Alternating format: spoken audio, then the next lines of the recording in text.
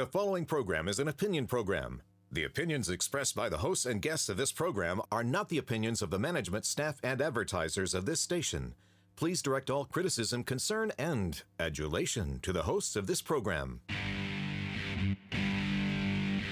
Welcome to Alabama Politics. This week, I am Dale Jackson. I'm a radio talk show host. You can hear my shows Monday through Friday on Talk 99.5 in Birmingham from 10 until noon, and in Huntsville on 770 AM, 92.5 FM, WVNN from 5 a.m.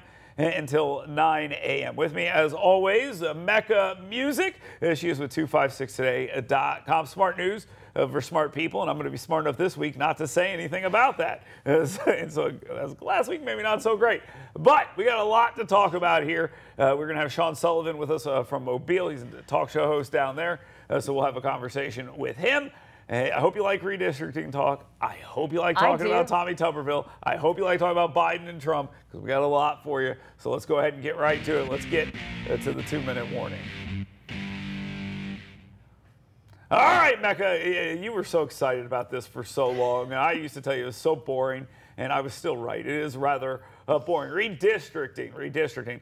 By the time you watch this, this will probably be resolved, at least in the Alabama legislature. But it's probably not actually resolved. There's probably going to be more court cases coming up and all these other things. This is going to court, question mark? Answer, yes. It's going to court no matter what happens here. The battle will be whether do you accept the map, that it will eventually be accepted by the Alabama legislature, or does someone come in and say, no, we'll draw this ourselves, and then that goes to court. I would say that they have approached this in an interesting way in the Alabama legislature. They had a bunch of public hearings and said, look at these maps, and then they got there and they went, forget about those. How about these maps? Which I think is exactly what I predicted was going to happen.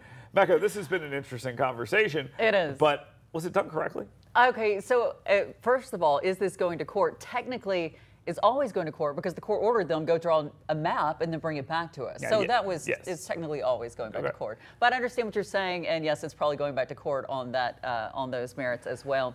As far as was this done correctly? I mean, it depends on who's judging if it's correct. Yeah, what is the final answer like? And that was kind of the vagueness of the whole thing. There was no percentage you had to get to. It didn't have to be a majority-minority second district here. That's not what they tried to do. The legislature went in supermajority. They are under no obligation to cost their own party seats in Congress. They weren't going to do it. They weren't going to split up those or make those two challenge each other down there in South Alabama, Carl and Moore, with a congressional primary. We're going to see that. So what we ended up with, at least what it looks like we're going to end up with, is maybe some nibbling around the edges here to move things a little bit. But, I mean, the obvious thing is the map they're passing distinctively different than the map they already passed where they said no? And I think the answer to that is probably not. I think it addresses some of the issues. Perhaps. But like you said, what was required, there's not an itemized list saying this. But I think what they are trying to reach is if it goes back to the Supreme Court, that it passes Kavanaugh. And that's what they're going for. I also think they are putting it together. I don't think they're just going through the motions, as you have said, like they're just expecting it to go to the court. I think this is very smart. I think the Livingston map, I've called it bait because I think they threw it out there. So I'd be like, what is this? This is crazy. And they go, okay, we won't do that one. We'll do this one instead that we wanted all along. That's what I think it is. And I think that can help them in court saying, hey, look, there was a debate about this, and this is what won. I mean, come on. We'll see. We'll see. I think we will see, and it'll be pretty interesting to watch. All right, let's move on. Let's talk about Tommy Tuberville. Let's talk about the FBI. Let's talk about the Space Command. Can we stop? No, we're not allowed. We have to. Tommy Tuberville continues his hold on promotions and nominations and confirmations at the Pentagon. The Space Command, that thing is still being hung up, and there's debates going on in Congress about how politicized that has become. And then out of nowhere, Jim Jordan of Ohio is like, we should move the FBI to Alabama. And Donald Trump's in the same paragraph. Donald Trump said, I love it. I love Alabama. I love everything about Alabama. Give Alabama whatever it wants. But I'd like the FBI and DOJ to both stay together in Washington, D.C. Okay. Tommy Tuberville came out and said, yeah, let's move that thing. Can we get the Space Command first before we try to take something else? Yeah. Can we knock these things out? Because I have no problem with what Tommy Tuberville's doing. I've spoken out numerous times in his favor to the man personally. He is correct. They're violating the Hyde Amendment. He's right, but the fight is there, and everyone's getting bloodied up. The Space Command is still dangling out there. Not that I don't think it would be if this was going on, but. But it doesn't necessarily help, and I don't think throwing FBI into the mix as well is like it's just getting a little too wild out there. You know, if you ask me, it's getting too wild. And you're saying that you've supported Tuberville, and I think many people have, but more and more are like, okay, where's the end game? Oh, I disagree. I disagree with that. I think people are moving more towards Tuberville's position because the white nationalist conversation has dissipated. As soon as that conversation dissipated, you started to see Republicans pop up and say, I agree with what he's doing here. No, there are other leaders, let us say, who are concerned. Okay, what if Bernie Sanders decides, okay, I don't like bullets, so I'm going to hold all these things? I mean, whatever your issue is. There's not a law that says the Army can't have bullets. There is a law that says they can't have abortions. But it doesn't stop a senator from doing this. This isn't like the appointees, where it's just like, oh, you don't like this political appointee, this federal judge, whatever. All right, the next one, and it can go. This is a different situation. Tommy Tuberville got a big win this week when Tammy Duckworth came out and said, oh, I don't like this either. I can't believe Tommy Tuberville's doing this. And he's like, Google Tammy Duckworth, hold nominee. You did it too. And he gets to make the same argument that other people have done this before. He is just doing it longer and harder and more effectively. And I'm not denying that he has a lot of support, not just you, a lot of people, and especially winning. In Alabama. In Alabama, a lot of the voters, his base. I do love the stories that are being written about this. One says he's losing support for doing this. The other says he's gaining support for doing this. Hey, he's winning, and I do not see any sign of him collapsing on this. I don't. This is going to go on for a long time. All right, let's talk about a three-tier justice system. I'm trying to make this a thing. Everyone seems to like to say the two-tier justice system. I'm trying to make it a three-tier justice system. And the three tiers are this. There is the Donald Trump tier, there's the Joe Biden tier, and then there's the tier for everybody else. If you're Donald Trump, man, you better watch out. Those fake electors thing are going to get you now. Which I wonder, I just saw a video today of Martin Sheen saying they should have fake electors and stop Donald Trump in 2016. That seemed to be something people talked about a lot. What was actually done? Lots of questions are raised there, so we're going to have to see how that all plays out. Add that to the classified documents thing. Add that to other January 6th stuff where I thought they were going to get him for giving a speech at the Ellipse, but that's not the case. I talked to Congressman Mo Brooks this week. They didn't even talk to him about any of this, so this has nothing to do with that. They are solely going off the fake electors thing, which I think is pretty weak. The Biden thing, there was a memo out this week that they released that said $10 million to get the prosecutor in Ukraine fired. There are a lot of problems here, and the Bidens just seem to be skating. If it was Mecca, she'd be in jail. Lock her up. So is there a three-tier justice system? It looks like it. I know you love this concept, and for your sake, I hope it does gain traction and become a thing. A real thing. But what's interesting to me about this is every time a new charge or alleged charge or its coming charge comes out against Trump, something bumps for him. Numbers, polling, fundraising, something is going up for this guy every time.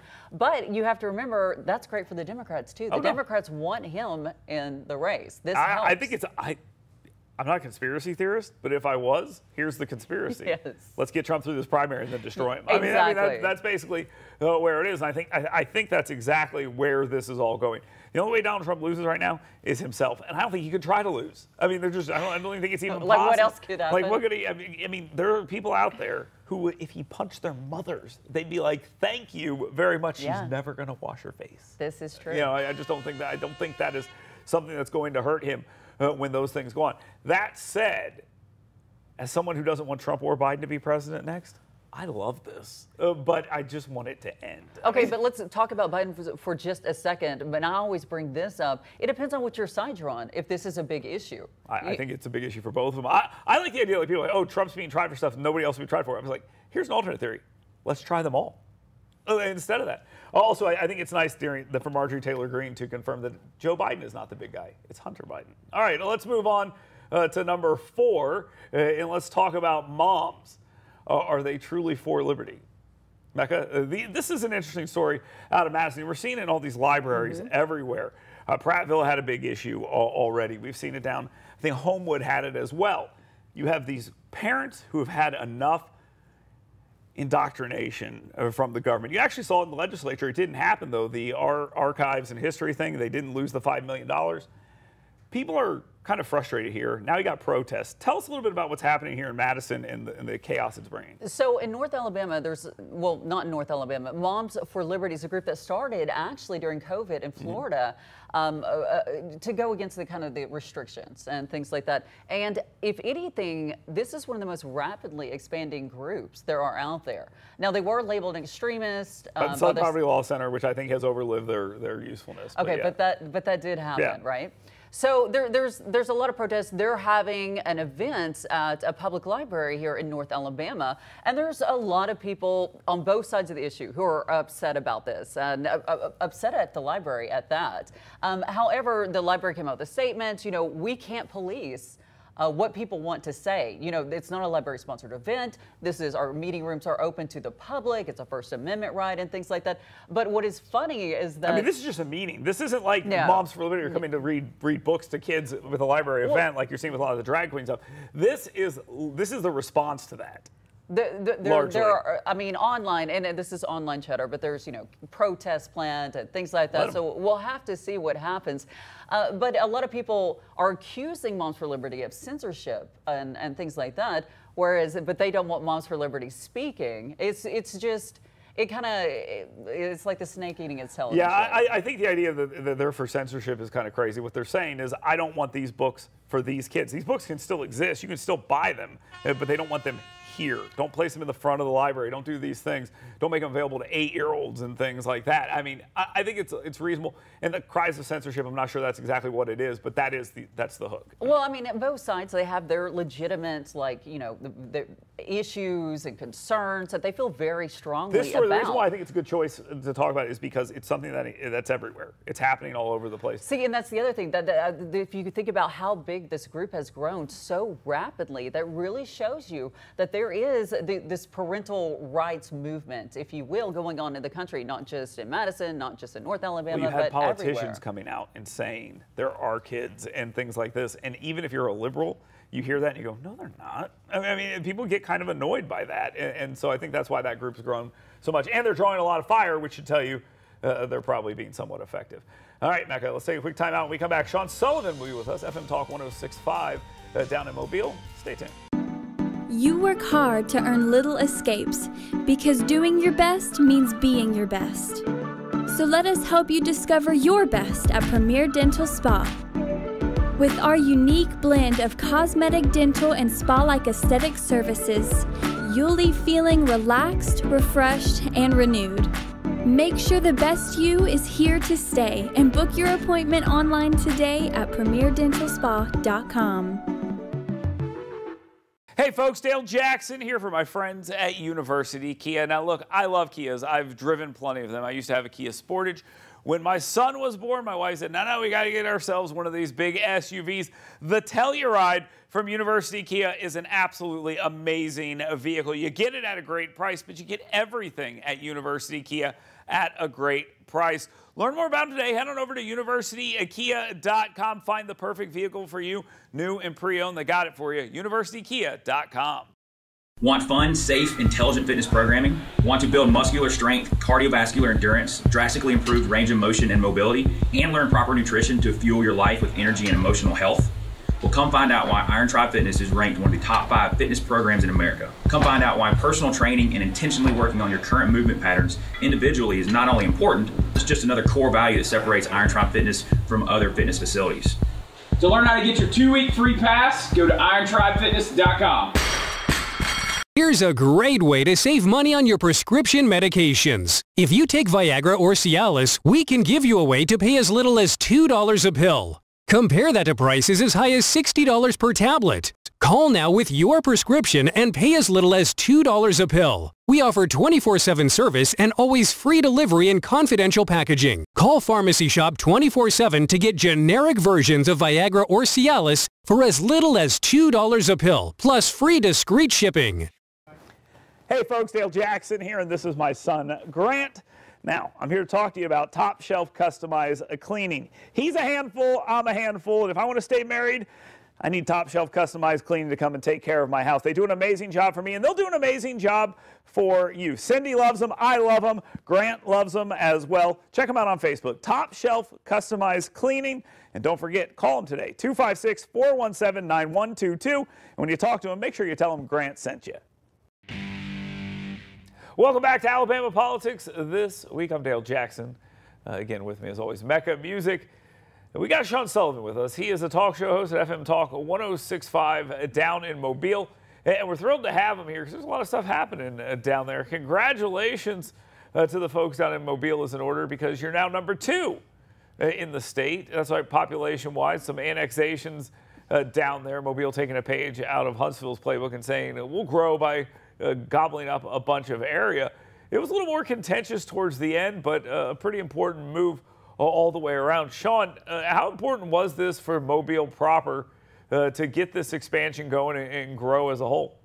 Yeah, well, I mean, we could talk about the fact that looking at the example of what happened to Birmingham, it was very important because there were communities like Sims that had been annexing areas on the western border of Mobile. So we saw kind of what had happened in Birmingham where they were closed in, and the city started pushing this back in 2019. Had to go through the city council to get the right of referendum for the people in the districts that would be annexed in, and it's taken a long time. But yeah, it finally went down on Tuesday, and 3 out of the 4 areas did vote to come into the city. It's going to be good, and of course I have a plan also to work underground in the Huntsville area to get people to de-annex from Huntsville so we can move to number 1. But that's a whole other show. And that's a good plan, but unfortunately, I think before you get any of that done, the city of Huntsville will start annexing places in Arkansas. So yeah. I think it's growing pretty good. We'll be going border to border at some point, I am sure, in the city in which I live. There was some contentiousness here in this. The famous Civil War cannon showed up on a billboard in the LGBTQ colors, and right. They were trying to make the argument, hey, you don't want to be a part of this city. Look at the stuff they're doing. They've gone woke and stuff. And I think that was somewhat effective, at least in one area. Do you? No, I don't. I can make the argument that the area to be annexed in that didn't vote to annex in. I can also make the argument that that's where all the fireworks stands are, right outside the city limits. So it's big firework that their lobby that pushed against it. Listen, was there some talk about it? Did we have calls about the LGBTQ stuff? Sure. But also, pointed out, because I hate, this logic stuff, is not to rally around the LGBTQ movement for the city, but what would change in people's lives? I mean, annexation is about millage on houses. It's about sales tax. It's about police fire. It's about garbage and trash.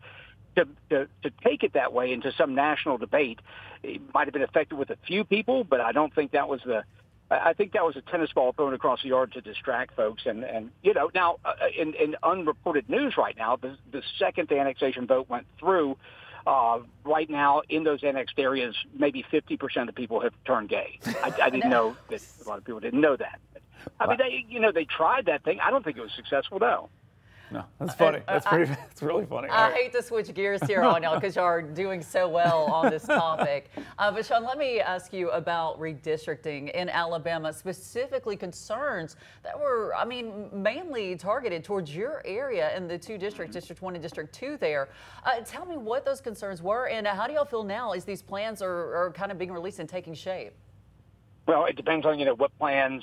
We can go through the motion. You got the plaintiff's map, of course. You've got the communities of interest map. And then, like so many people feel that the default will be this goes to a special master and all this will be for naught, that what's happened in special session is just kind of going through the motions, waiting for the special master. But if you look like at the plaintiff's map that had, the redrawn AL1 going from Dolphin Island, where I'm going to be for the Alabama Deep-Sea Fishing Rodeo, to Dothan, or from Mobile in 2 to Eufaula, you're telling me that the idea here, even though you say, well, we're going to take communities' interest into some account, you're telling me people have more in common with somebody with the same skin color that lives on the opposite border of the state than they do with the person that has the other skin color that lives across the street from them?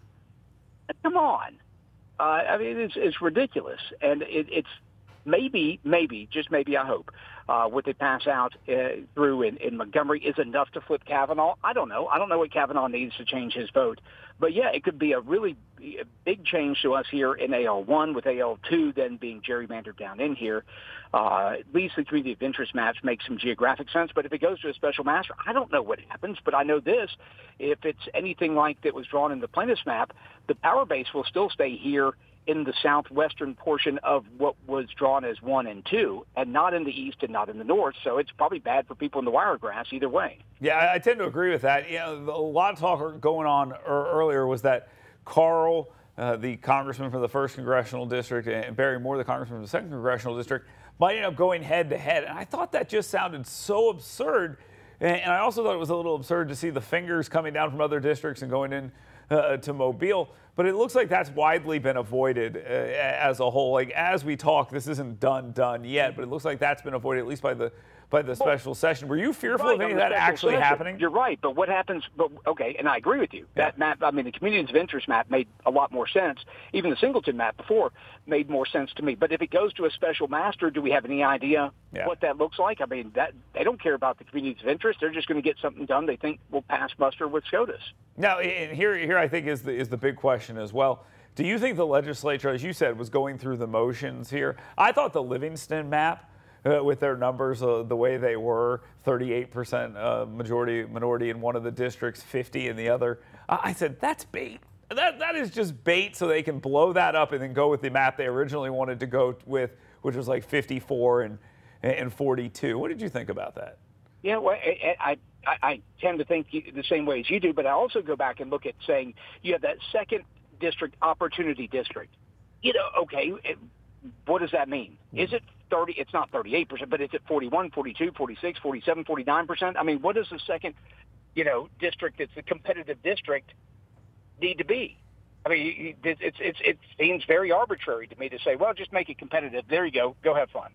Now, Dale, I disagree with you on this because we talked about Sure. it. But as far as, I don't think the legislature is going through the motions. I think that they are checking down a list. And really, I think that list is going to go back to, if it goes all the way back, if it goes back to this court and it goes back all the way up, though, this Kavanaugh will be happy. This is his checklist. This is the Kavanaugh checklist. Sean, do you agree with that? Like, I think that's what they're trying to master at this moment. Well, but what is that? What's on that checklist? I mean, you say the checklist. We didn't exactly get a 3x5 card. No itemized list, right? Things. Yeah, I think it would have been good if they would have said 47%. Give us 47%, and then they could have worked to do that. But I think the reason they avoided that is because they didn't want to be like, give me this many black voters and go find them and put them in. That's what they're saying. Yeah. That's what they're saying. Go ahead and say it if that's what you're going to say. Yeah. Well, if that's what you mean, If that's what you mean, you should just say it. I agree with that. But they didn't say that. And a lot of the reporting, I thought, and I've been hitting this pretty hard, a lot of the reporting in the state is like, oh, you got to have a second majority-minority district. It never said that. What it said was you got to get close. And I think that now the question is, when you say close to me, I think 42 and up. Is that close for you, Sean? I don't know. I mean, it depends on what you're doing. I mean, it's close. I mean, it is so arbitrary. I mean, 42, okay. Well, then somebody else says it's 49. I'll pick somewhere in the middle. I'll go, it's 45.6%. I don't know. I don't know when they just say, well, make it close, other than being somewhere over 25.5%, then what is close? Yeah, I agree with that. But hey, look, there was talk of a map that included the city of Birmingham jumping onto 65 and heading up to Huntsville. Okay, so there was talk of that, and the special master, I guess, could do whatever they wanted, but you're just going to have all sorts of legal battles. This is not near over yet, so we'll have to continue talking with Sean Sullivan about this. Sean Sullivan, talk shows down at FM Talk 106.5 down there in Mobile, runs this wonderful program. He was the first radio station to run this out of my home station there, so I appreciate Sean doing that. Sean, we will talk to you soon. Thank you very much for being here. Mecca leaves. I stay. Show gets so much better. Parting shot coming up next right here on Alabama Politics. Hey, folks, Dale Jackson here for my friends at University Kia. Now, look, I love Kias. I've driven plenty of them. I used to have a Kia Sportage When my son was born, my wife said, no, we got to get ourselves one of these big SUVs. The Telluride from University Kia is an absolutely amazing vehicle. You get it at a great price, but you get everything at University Kia at a great price. Learn more about it today. Head on over to universitykia.com. Find the perfect vehicle for you, new and pre-owned. They got it for you. universitykia.com. You work hard to earn little escapes because doing your best means being your best. So let us help you discover your best at Premier Dental Spa. With our unique blend of cosmetic, dental, and spa-like aesthetic services, you'll leave feeling relaxed, refreshed, and renewed. Make sure the best you is here to stay and book your appointment online today at premierdentalspa.com. Want fun, safe, intelligent fitness programming? Want to build muscular strength, cardiovascular endurance, drastically improve range of motion and mobility, and learn proper nutrition to fuel your life with energy and emotional health?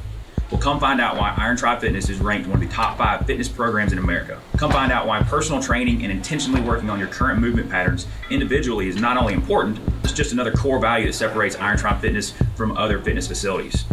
To learn how to get your 2-week free pass, go to irontribefitness.com.